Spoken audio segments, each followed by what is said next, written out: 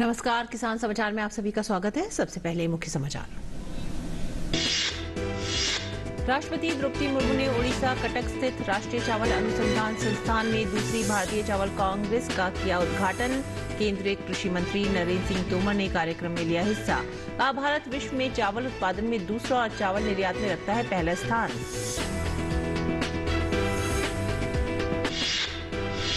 प्रधानमंत्री नरेंद्र मोदी ने शुक्रवार को लखनऊ में उत्तर प्रदेश वैश्विक निवेशक शिखर सम्मेलन 2023 का किया उद्घाटन।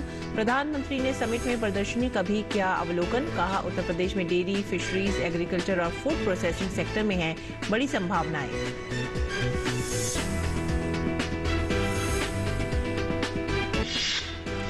केंद्रीय कृषि राज्य मंत्री कैलाश चौधरी ने कहा, राष्ट्रीय कृषि बाजार का सपना होने लगा साकार। 21 राज्यों में फैले ई नाम प्लेटफॉर्म पर 150 से ज्यादा कृषि उपज की होती है खरीद बिक्री। 1.72 करोड़ किसान और 1.98 लाख कारोबारी प्लेटफॉर्म से जुड़े। हिमाचल प्रदेश लाहौल स्पीति में शुक्रवार शाम से हो रहा है हिमपात। 23 सेंटीमीटर के करीब हिमपात किया गया दर्ज। घाटी में हुई बर्फबारी के बाद किसानों और बागवानों में उत्साह का माहौल। किसानों को इस वर्ष अच्छी फसल होने की उम्मीद।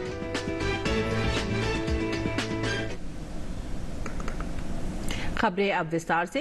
राष्ट्रपति द्रौपदी मुर्मू के ओडिशा दौरे का अंतिम दिन है। राष्ट्रपति ने कटक स्थित राष्ट्रीय चावल अनुसंधान संस्थान में दूसरी भारतीय चावल कांग्रेस का उद्घाटन किया।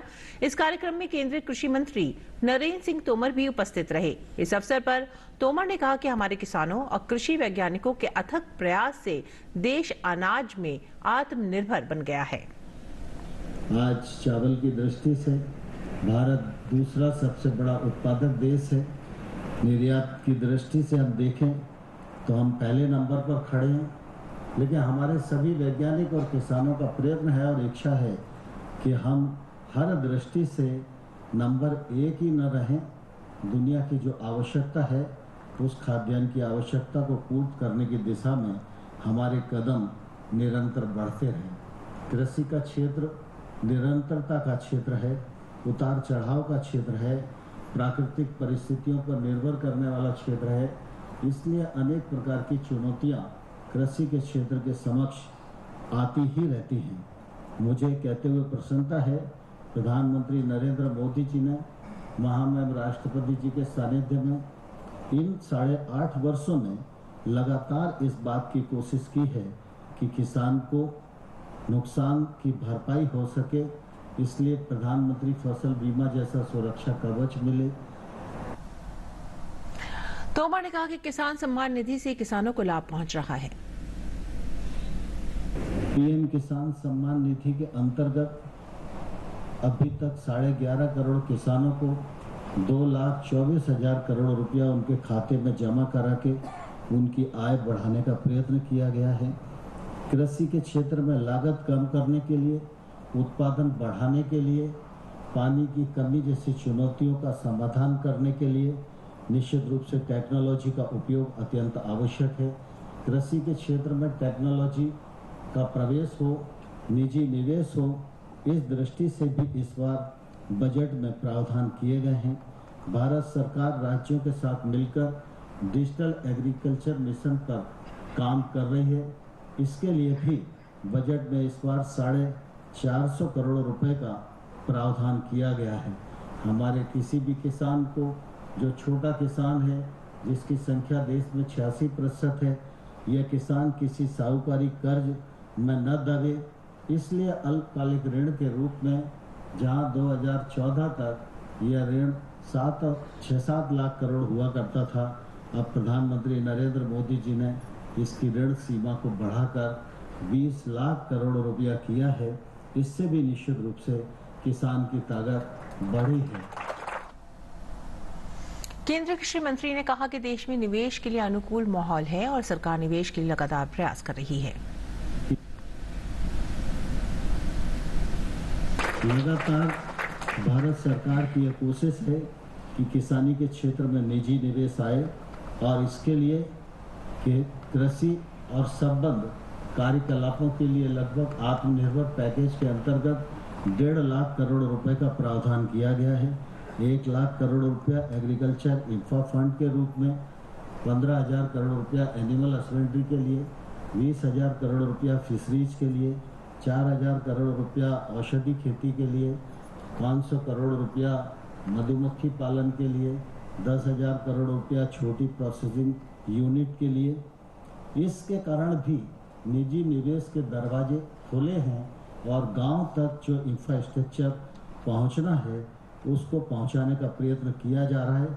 मुझे कहते हुए प्रसन्नता है कि एग्रीकल्चर इंफ्रा फंड में अभी तक जो परियोजनाएं स्वीकृत की गई हैं उनमें 16,000 करोड़ रुपए का ऋण स्वीकृत किया गया है और इसका प्रसाद भी आने वाले कल में हमारे देश की कृषि को मिलने वाला है।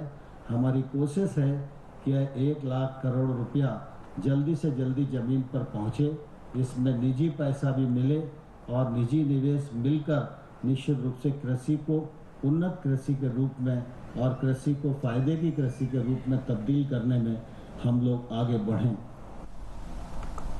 प्रधानमंत्री नरेंद्र मोदी ने शुक्रवार को उत्तर प्रदेश वैश्विक निवेशक सम्मेलन 2023 का उद्घाटन किया। ये सम्मेलन प्रदेश में निवेश को आकर्षित करने के लिए काफी अहम है। इस दौरान 27 लाख करोड़ निवेश से ज्यादा प्रस्ताव आने की उम्मीद जताई जा रही है। सम्मेलन में पार्टनर देशों के तौर पर नीदरलैंड, डेनमार्क, सिंगापुर, जापान, दक्षिण Korea, Australia, UAE, Italy, United kingdom और मॉरिशस के निवेशक व उद्यमी शिरकत कर रहे हैं। प्रदेश में स्वास्थ्य, शिक्षा, कृषि के साथ रियल एस्टेट, नवीनीकरणीय ऊर्जा, संपर्क और संचार, पर्यटन, मैन्युफैक्चरिंग, फार्मास्यूटिकल में निवेश की अपार संभावना है।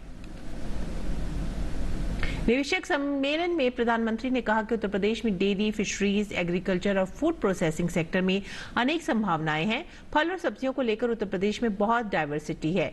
निवेशक सम्मेलन में प्रधानमंत्री ने कहा कि उत्तर प्रदेश में प्राकृतिक खेती को लेकर बड़ी पहल शुरू की गई है। आज भारत का बहुत अधिक हमारा फोकस क्रॉप डाइवर्सिफिकेशन पर है। छोटे किसानों को ज्यादा साधन दे दे और उनकी इनपुट कॉस्ट घटाने पर है। इसलिए नेचुरल फार्मिंग की तरफ हम तेजी से बढ़ रहे हैं। यहां यूपी में गंगा के किनारे दोनों तरफ 5 किलोमीटर क्षेत्र में नेचुरल फार्मिंग शुरू हो गई है।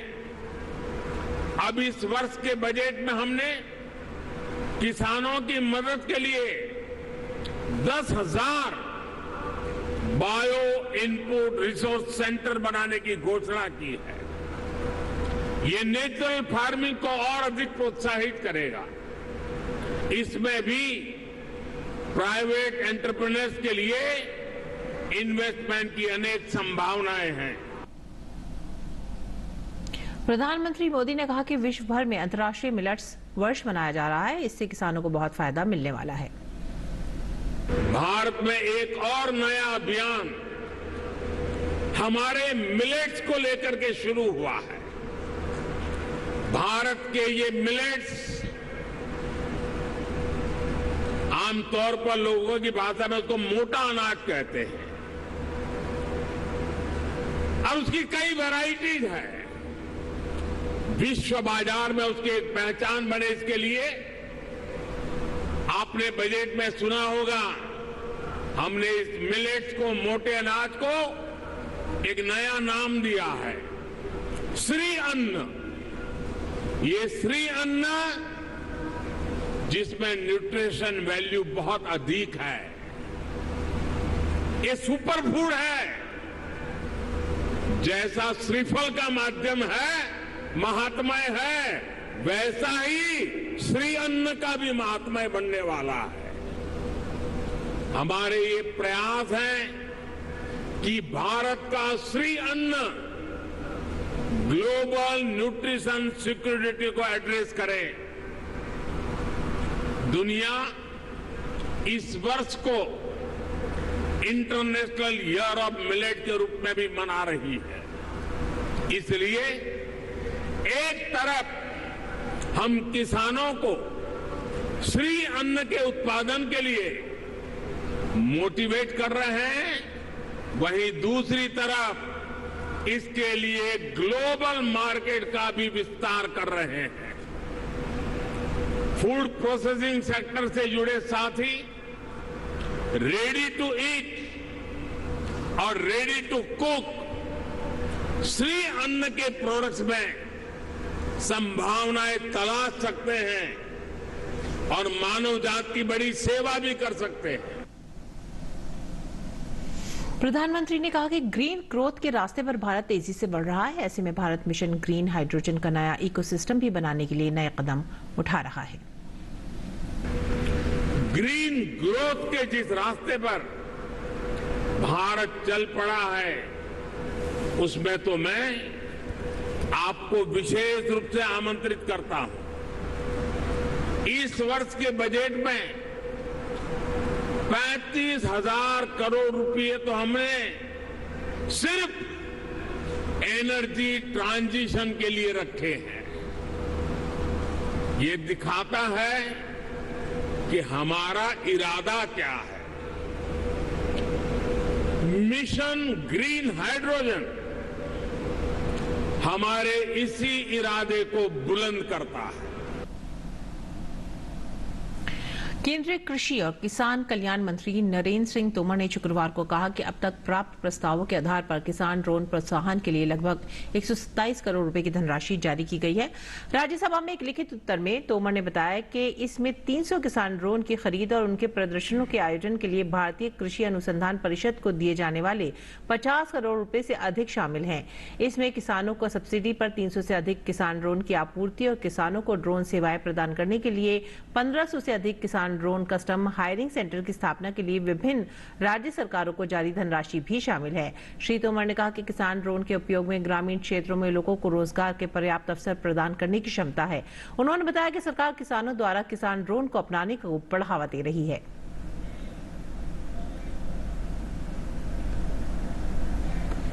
और केंद्रीय कृषि राज्य मंत्री कैलाश चौधरी ने कहा कि कृषि उपजों के कारोबार के लिए वन नेशन वन मार्केट की व्यवस्था ई नाम परवान पर है। देश भर की 1000 से ज्यादा मंडियां इससे जुड़ चुकी हैं। लगभग 1.72 करोड़ किसान, 1.98 लाख कारोबारी और 99,000 से ज्यादा कमीशन एजेंट इस प्लेटफॉर्म पर कृषि उपज की खरीदो फरोख्त से जुड़े हैं। 21 राज्यों में फैले ई नाम प्लेटफॉर्म पर 150 से ज्यादा कृषि उपज की खरीद बिक्री होती है। राष्ट्रीय कृषि बाजार प्रधानमंत्री नरेंद्र मोदी का ड्रीम प्रोजेक्ट है। अकेले महाराष्ट्र के 260 किसान उत्पादक संगठन, 20,340 कारोबारी, 16,000 से ज्यादा कमीशन एजेंट इससे जुड़े हैं। ई नाम प्लेटफॉर्म का मकसद किसानों, कारोबारियों और खरीदारों को एक मंच पर लाना है। व्यापारी कहीं से भी सौदा कर सकते हैं और किसानों को उनकी उपज का भुगतान कर सकते हैं। कृषि मंत्रालय की रिपोर्ट के अनुसार देश में 2,700 कृषि उपज मंडियां, APMC और 4,000 उप बाजार हैं। ई नाम प्लेटफॉर्म से 1,000 से ज्यादा मंडियां जुड़ चुकी हैं।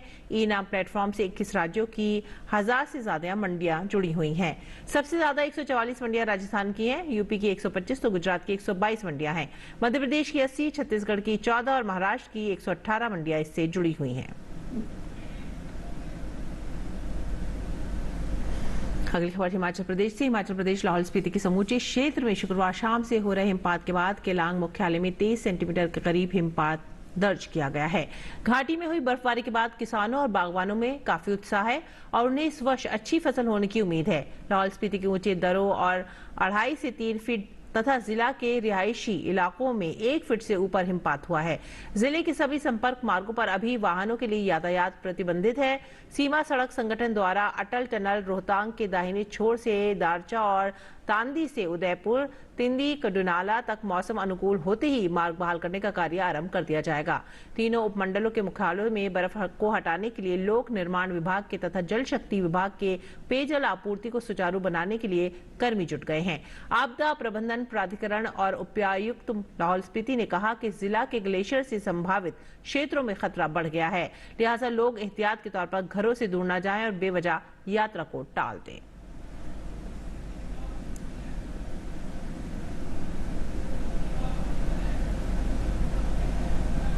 और आइए बात करेंगे मंडी भाव की। देखते हैं क्या रहा देश भर की मंडियों में भाव।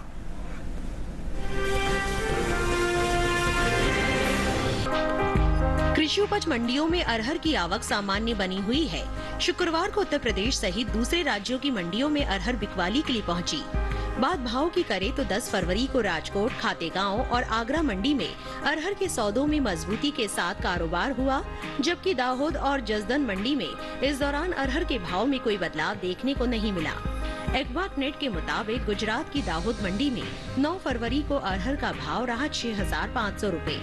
10 फरवरी को इसके भाव में कोई बदलाव देखने को नहीं मिला और भाव 6,500 रूपए पर बना रहा। राज्य की ही राजकोट मंडी में इस दौरान अरहर के सौदों में बढ़त के साथ कारोबार हुआ। यहाँ 9 फरवरी को अरहर का भाव था 7,105 रूपए। 10 फरवरी को इसके सौदे 120 रूपए मजबूत होकर 7,225 रूपए पर हुए। वहीं जसदन मंडी में बीते 2 दिनों के दौरान अरहर के भाव स्थिर रहे। यहाँ 9 और 10 फरवरी को अरहर 6,000 रूपए पर बिकी। मध्य प्रदेश की खातेगांव मंडी में 9 फरवरी को अरहर का भाव रहा 6,000 रूपए। 10 फरवरी को इसके सौदों में 200 रूपए का उछाल आया और भाव जा पहुंचा 6,200 रूपए पर। उत्तर प्रदेश की आगरा मंडी में इस दौरान अरहर के भाव में बढ़त देखने को मिली। यहाँ 9 फरवरी को अरहर का भाव था 6,780 रूपए। 10 फरवरी को इसके भाव में 20 रूपए की तेजी आई और भाव हो गया 6,800 रूपए। पैदावार की बात करें तो घरेलू स्तर पर इस साल खरीफ अरहर की पैदावार में कमी देखने को मिल सकती है। बीते साल के मुकाबले साल 2022-23 के दौरान अरहर की उपज में 4,50,000 टन की कमी हो सकती है, जिसका असर कृषि उपज मंडियों में अरहर के बाजार भाव पर पड़ सकता है। कृषि मंत्रालय के पहले अग्रिम अनुमान के मुताबिक देश में साल 2022-23 के दौरान अरहर की उपज 38,90,000 टन होने का अनुमान है, जबकि साल 2021-22 के दौरान अरहर की पैदावार 43,40,000 टन रही थी।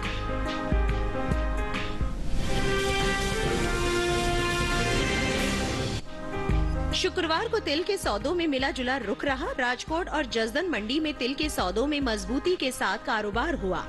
वहीं कोटा मंडी में भाव नरम रहे, जबकि उत्तर प्रदेश की बांदा मंडी में इस दौरान तिल के भाव में कोई बदलाव देखने को नहीं मिला।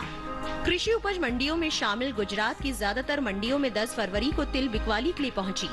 एक्वाक नेट के मुताबिक गुजरात की राजकोट मंडी में 9 फरवरी को काले तिल का भाव था 13,690 रूपए। 10 फरवरी को इसके भाव में 65 रूपए की तेजी आई और भाव हो गया 13,755 रूपए। इसी तरह राज्य की ही जसदन मंडी में तिल के सौदों में मजबूती के साथ कारोबार हुआ।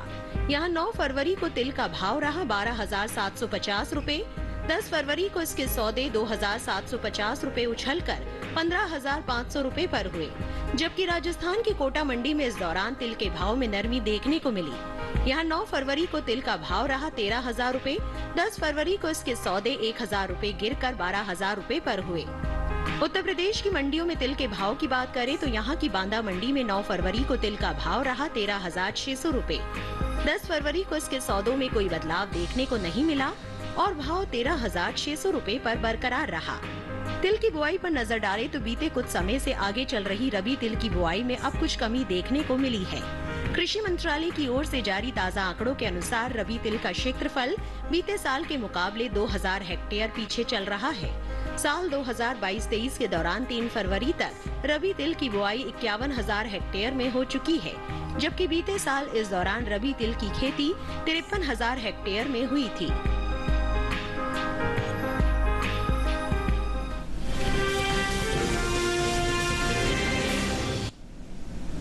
और आइए बात करेंगे मौसमी खेती की। किसान इस मौसम में कैसे रखें अपनी खेती का ख्याल, देखते हैं।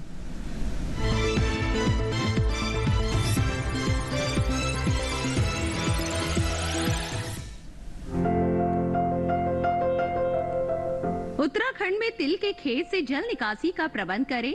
यहाँ प्याज के खेत से पानी की निकासी की उचित व्यवस्था कर ले। साथ ही गेहूं के खेत में निराई और गुड़ाई कर सकते हैं। इस समय जौ के खेत में निराई और गुड़ाई करते रहें। उत्तराखंड में लाल मिर्च में कीटों से बचाव के लिए कृषि विशेषज्ञों की सलाह से कीटनाशक का इस्तेमाल करें। इसके साथ ही टमाटर में भी कीटों से बचाव के लिए कीटनाशक छिड़क ले। किसान टमाटर के खेत से जल निकासी का प्रबंध करे। उत्तर प्रदेश में गेहूं के खेत में सिंचाई कर ले। साथ ही आलू के खेत में सिंचाई करते रहे। आलू के खेत में कीट लगने की संभावना है। ऐसे में आलू में कीटों से बचाव के लिए कृषि विशेषज्ञों की सलाह से कीटनाशक छिड़के। किसान मूंग के खेत की देखभाल करे। अभी प्याज की रुपाई कर ले। प्याज के खेत में सिंचाई करे। इसके अलावा भिंडी की बुआई कर सकते हैं। यहाँ खीरे की बुआई कर सकते हैं। इसी तरह करेले की बुआई करते रहें। उत्तर प्रदेश में कद्दू की बुआई कर ले, वहीं के किसान पालक की बुआई करें। इसके साथ ही धनिये की बुआई करते रहें। इस समय मेथी की बुआई के लिए समय उपयुक्त है।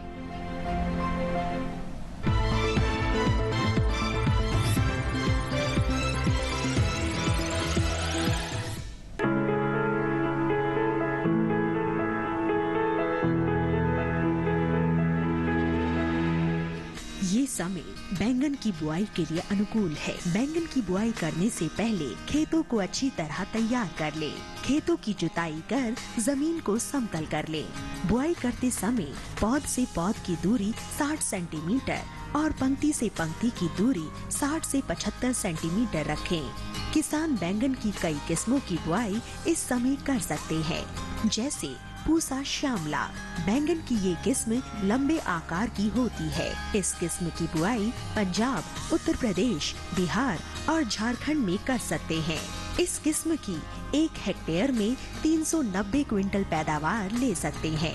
इसकी शाखाएं सीधी होती है और पौधा कांटा रहित होता है। पूसा पर्पल क्लस्टर की बुआई भी की जा सकती है। ये किस्म उत्तरी भारत के मैदानी और पर्वतीय इलाकों के लिए अच्छी होती है। 1 हेक्टेयर में 200 क्विंटल पैदावार ली जा सकती है। इसकी लंबाई 10 से 12 सेंटीमीटर होती है। इसका रंग गहरा बैंगनी होता है। इसके अलावा पूसा अंकुर की बुआई की जा सकती है। इस किस्म का आकार गोल होता है। पूसा अंकुर राजस्थान, गुजरात, हरियाणा, दिल्ली, मध्य प्रदेश और महाराष्ट्र में लगाने के लिए काफी अच्छी है। 1 हेक्टेयर में 350 क्विंटल फसल ली जा सकती है। पूसा उत्तम भी लगा सकते हैं। इसका आकार भी गोल होता है। बैंगन की इस किस्म की बुआई पंजाब, उत्तर प्रदेश, बिहार और दिल्ली में की जा सकती है। बुआई के तुरंत बाद पहली सिंचाई करें। ध्यान रखें कि दवा का छिड़काव विशेषज्ञों की सलाह से मौसम साफ रहने पर ही करें।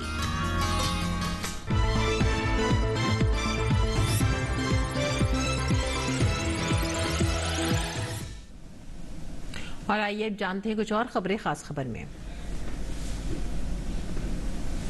वित्त मंत्री निर्मला सीतारमण ने आज दिल्ली में भारतीय रिजर्व बैंक केंद्रीय निदेशक मंडल को संबोधित किया।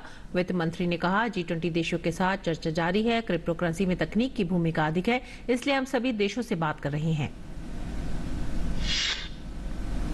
हैदराबाद स्थित सरदार वल्लभ भाई पटेल राष्ट्रीय पुलिस अकादमी में आज भारतीय पुलिस सेवा प्रोबेशनर्स के 74 RR बैच की पासिंग आउट परेड हुई।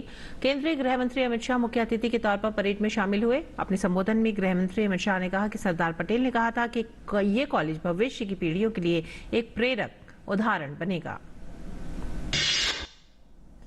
दिल्ली के उपराज्यपाल और केजरीवाल सरकार के बीच एक बार फिर से टकराव बढ़ता दिख रहा है। LG वीके सक्सेना ने डिस्कॉम के बोर्ड से आम आदमी पार्टी नेता जैस्मिन शाह, ND गुप्ता और नवीन गुप्ता को हटाने का आदेश दिया है। LG ने अपने आप नेताओं को निजी स्वामित्व वाली डिस्कॉम BYEPL, BRPL के बोर्ड में सरकारी नामांकित के रूप में कल हटाने का आदेश जारी किया है। वहीं आम आदमी पार्टी ने LG के आदेश को असंवैधानिक बताया है।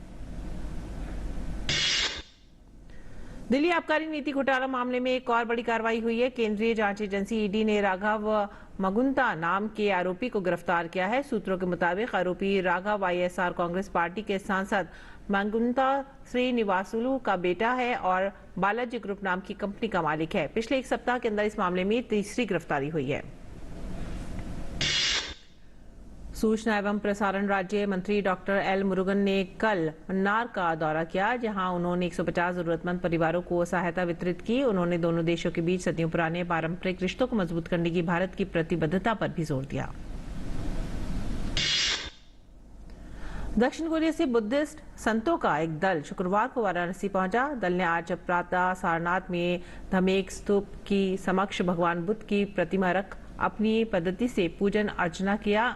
इस अवसर पर दक्षिण कोरिया के राजदूत तो उपस्थित थे, साथ ही उत्तर प्रदेश के मंत्री दयाशंकर मिश्र भी वहां मौजूद रहे। ये आयोजन पैदल यात्रा की शुरुआत है, जो दक्षिण कोरियाई संतों ने सारनाथ से शुरू की है और जो बिहार के गया और नेपाल होते हुए उत्तर प्रदेश के श्रावस्ती में समाप्त होगी।